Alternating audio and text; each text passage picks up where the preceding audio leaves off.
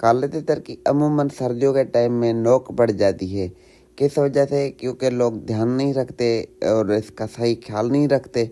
दूसरी बात है, इसको मिट्टी टाइम पर नहीं मिलती और उसको थोड़ी कैल्शियम की कमी हो जाती है।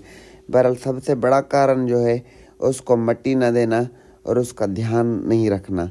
पहली बात तो ये है कि तितर को जब भी सर्दियों में 5वें 6ठे दिन, चौथे दिन, 5वें दिन मिट्टी दिया करें, पर ऐसे पिंजरे में नहीं, फर्श पे खुला डुले पिंजरे में रख के थोड़ी जी मिट्टी दे के उसको जो है सो मिट्टी दिया करें, या कि फर्श पे इसको छोड़ के थोड़ा बाजरा या दाना पानी फर्श पे फेंक दे, ताकि उसी पे उसकी चूंच घिसती भी रहे और वहाँ से दाना पानी चुगे तो उसकी चूंच नहीं बढ़ेगी।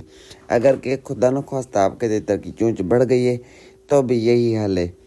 तो इसका इलाज बढ़ जाए तो उसको फिर भी यही तरीका है, इस तरीके से आहिस्ता आहिस्ता उसकी चोंच टूट जाएगी फर्श पे, या फिर उसका जो पिंजरे से गद्दी है वो हटा दे, वहाँ पर चोंच मारेगा। या जो उसकी कोली है, कोली में थोड़ा जा बाजरा या दाना रखे ताकि उसको बार बार चोंच मारे, तो उसका जो छिलका ऊपर छिलका चढ़ जाता है, खोपा चढ़ जाता है, वो आसानी से टूट जाए।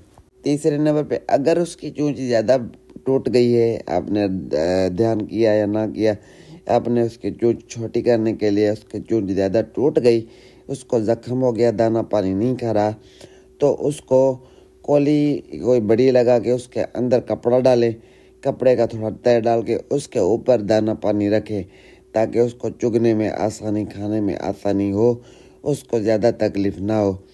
बहुत ही अच्छी वीडियो ये, आप ट्राई करके देखें, आपके तितर ज़्यादा बेहतर रहेंगे और उनकी चोंच वाला, नोक वाला मसला हल हो जाएगा।